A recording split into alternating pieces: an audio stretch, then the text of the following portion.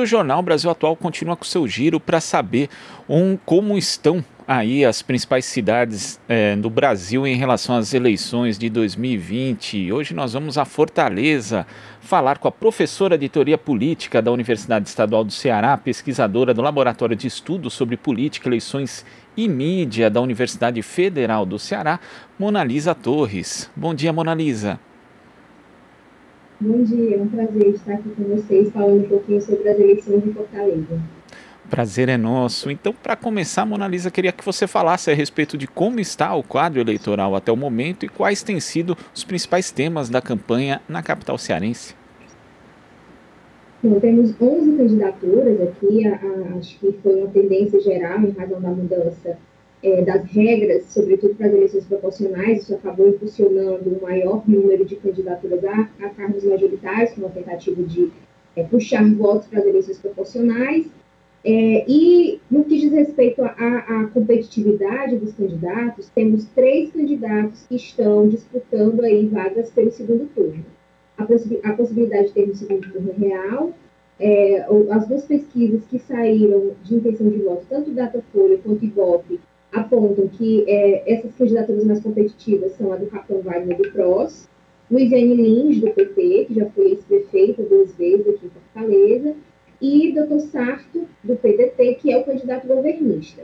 Essas são as três candidaturas que estão em páreo. O Capitão Wagner aparece nas pesquisas com 31% e 33% das intenções de voto, a Luiziane entre 24% a 21% e o Sarto de 15% a 16% das intenções.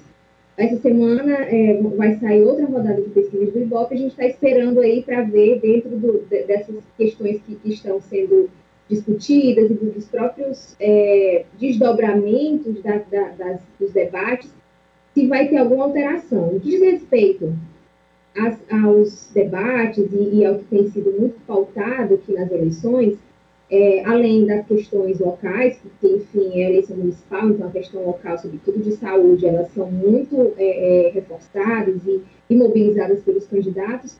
Há também algumas especificidades que eu acho bastante interessantes. Por exemplo, Luiziane é do PT e o candidato Sarto, governista, do PDT, eles disputam a imagem de Camilo Santana. Camilo Santana, governador petista, tem sido muito bem avaliado, principalmente em razão dos 2 últimos enfrentamentos às grandes crises que tivemos aqui no Estado, a primeira de segurança pública no início do ano e agora em relação ao enfrentamento à Covid. Então, o governador tem uma avaliação positiva muito boa. Isso tem, de alguma forma, mobilizado essas 2 candidaturas para ligá-lo e associá-lo, né, à sua imagem. Tem sido uma disputa até interessante. Em relação a Capitão Wagner, há também todo um debate que tem sido muito forte nesses últimos dias, em relação à associação que as candidaturas disputam com ele, sobretudo de Sarto, tentam associá-lo, né, ao motim do qual ele teve papel de negociador. Lembrando que o Capitão Wagner foi um candidato que se alçou ao cenário político no estado do Ceará em 2012, quando ele liderou o motim das PMs aqui no estado. Na época, o Cid Gomes era o governador, então ele foi uma liderança que mobilizou e que liderou esse movimento e se alçou à política naquele momento, conseguindo se eleger sucessivamente com a maior votação para os cargos ao legislativo, em que disputou nos anos seguintes. E nesse ano ele também participou desse motim, de alguma forma, como um líder que estava ali para participar das negociações. Então ele teve um papel no motim e agora há toda uma mobilização em torno disso, porque esse motim, diferente de 2012, foi muito desgastante para a imagem das lideranças que participaram, né? Foi muito mais violento. Os índices de violência aqui, de mortes por causas violentas, aumentaram durante esse período, né? Então a população não apoiou desta vez, como em 2012, então houve todo um desgaste. Ele tenta, de alguma forma, se desvincular desse evento, desse momento de crise na segurança pública do Estado no início do ano. E quando a gente tem mobilizações de agentes de segurança, né, a gente sabe que boa parte dessa base, né, não só no Ceará, mas também em outros estados, acaba ficando associada ao bolsonarismo. papel que a imagem do presidente Jair Bolsonaro tem desempenhado nessa campanha e também de outras figuras, Mona Lisa, como a do ex-presidente Lula e também dos irmãos Ferreira Gomes. Sim. Não tem como a gente não pensar também nas eleições municipais como um momento que antecede, de alguma forma, o cenário que vai se montar, indicar tendências para as eleições seguintes. Eu estou falando especificamente das eleições de 22. Há todo o movimento aqui das lideranças políticas com esse objetivo de tentar marcar território mesmo, né, já pensando, já mirando 22. Aqui o capitão Wagner é a liderança mais próxima do bolsonarismo, não só porque ele foi o principal articulador político em 2018 da campanha do Bolsonaro aqui no Estado, mas também porque há todo um conjunto de outras lideranças muito fortemente ligadas ao bolsonarismo que estão no entorno de Wagner. Mas o que é interessante é que aqui no Ceará a rejeição do Bolsonaro é muito maior do que a aprovação. No Nordeste tem tido, em geral, essa avaliação negativa em relação ao Bolsonaro. E o Wagner, de alguma forma, ele tem tentado se manter distante dessa associação. Acho que a única candidatura que ainda tentou fazer essa conexão entre Bolsonaro e Wagner foi a da Luiziane, mas ainda muito no início da campanha, de uma forma muito assim, indireta, né? E aí, o que é interessante observar nesse cenário de rejeição do Bolsonaro é que o Wagner, ele de alguma forma teve que esconder o Bolsonaro nessa campanha. Como eu falei, apesar das lideranças de entorno serem bolsonaristas e apoiarem o Wagner, e ele ser o candidato mais aproximado, mais alinhado ao bolsonarismo, mais competitivo, então é difícil imaginar que essas lideranças bolsonaristas não apoiariam, sobretudo depois de Bolsonaro sinalizar esse apoio, né, numa das lives que ele fez recentemente. Quando o Wagner cita ou se refere a Bolsonaro, ele não usa o termo presidente Bolsonaro, o próprio nome do Bolsonaro, ele fala de relações institucionais com o governo federal.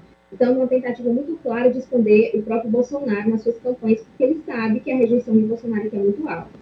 Em relação à candidatura petista, ao longo de todas essas semanas de HGPE, de horário político eleitoral, a Luiziane, como candidata do PT, tem tentado mobilizar esse legado petista, tanto a nível federal quanto a nível estadual, na sua campanha. E a última pesquisa da Datafolha que saiu mostrou que o Lula tem o maior potencial de transferência de votos aqui no Ceará.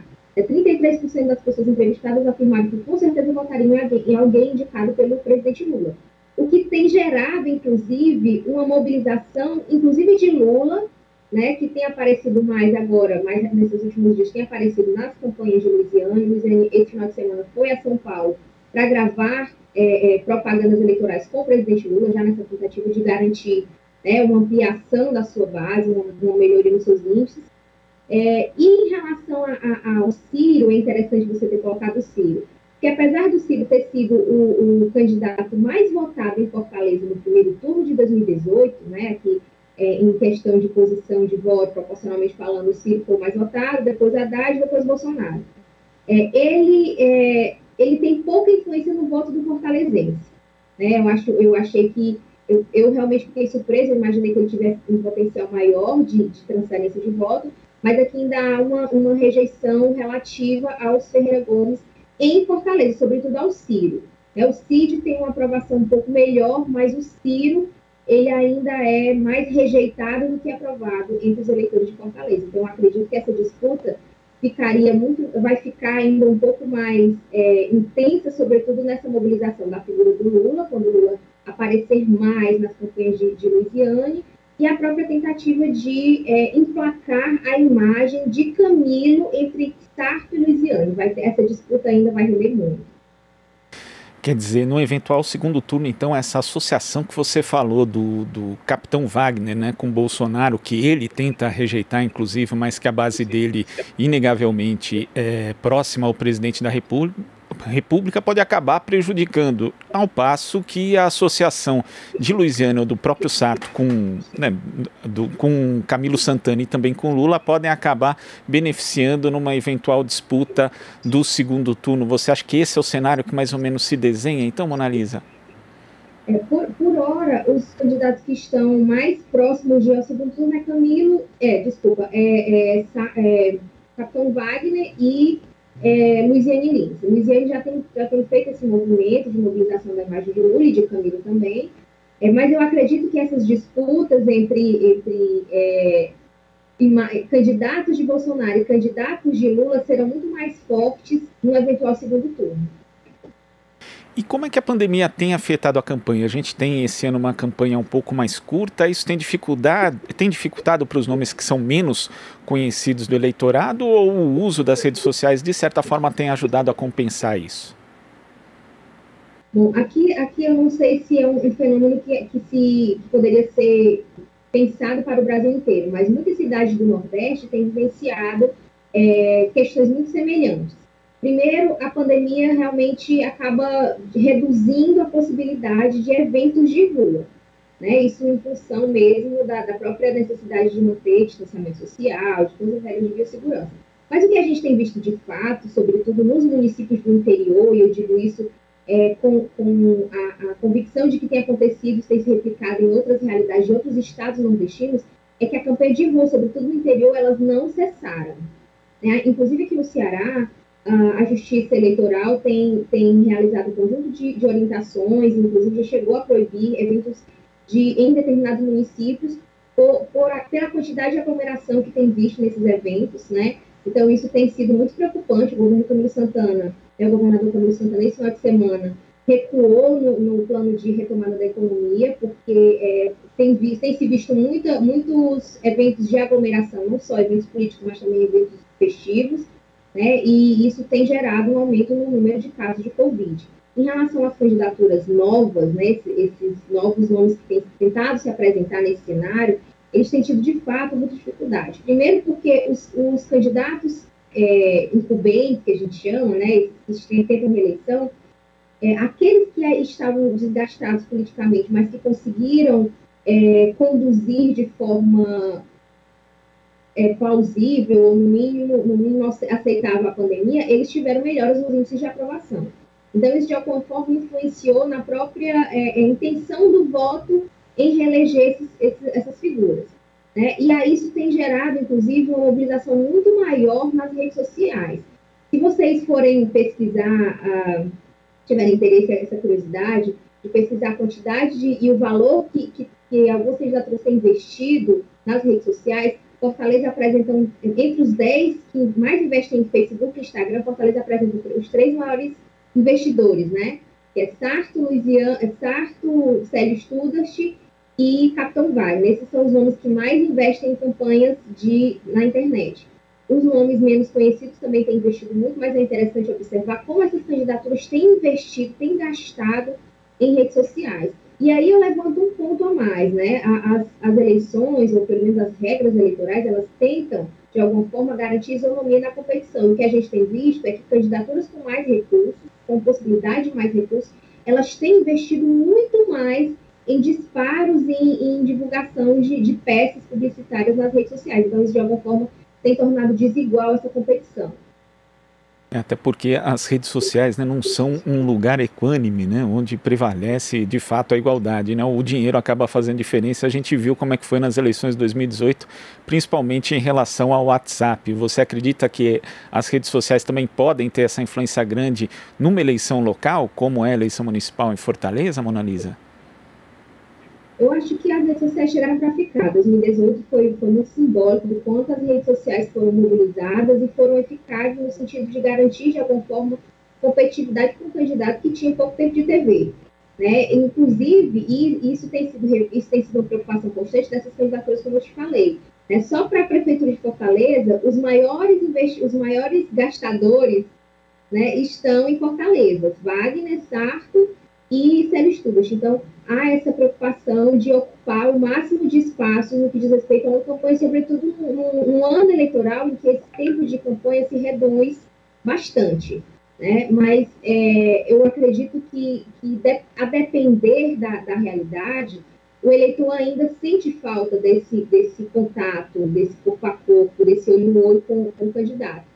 E, de fato, o que a gente tem observado aqui em Fortaleza é que os candidatos estão indo às ruas, os candidatos fazem movimentos de rua, é claro que não na mesma intensidade que vimos em outros anos, mas os candidatos vão à rua, os candidatos fazem carreata, fazem bandeiraço, visitam comunidades. Inclusive, o próprio doutor Sarto, que é o candidato governista, ele foi testado com Covid ainda no início da campanha, se recuperou agora, então voltou às campanhas de rua esse final de semana, né? Então, esses são cenários que aparecem em Fortaleza, mas que o que a gente tem observado é que também são comuns, não são incomuns, né? Quando a gente pensa as campanhas em outras capitais do Nordeste. Tá certo, Mona Lisa. Queria agradecer sua participação aqui no Jornal Brasil Atual e até a próxima. Agradeço o convite. Até a próxima. Conversamos aqui com a professora de Teoria Política da Universidade Estadual do Ceará, pesquisadora do Laboratório de Estudos sobre Política, Eleições e Mídia da Universidade Federal do Ceará, Mona Lisa Torres. Você está ouvindo Jornal Brasil Atual. As notícias que os outros não dão.